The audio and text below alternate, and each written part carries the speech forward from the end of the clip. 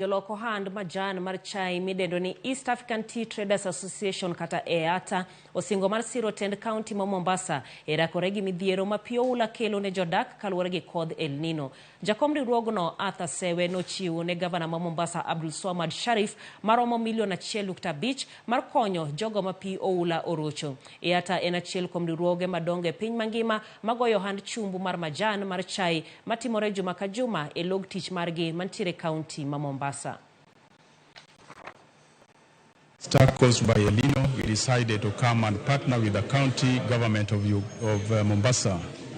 We've donated 1.5 million shillings for the disaster, and this is something that we have been doing all along. We've done it in other countries, we've done it in the country, Kenya, and we'll continue doing it because we want to partner with those who are associated with tea. We are aware that everybody drinks tea, and we encourage people to keep drinking tea so that we can be able to generate more money to help this country, help our members and the other countries that are associated with us.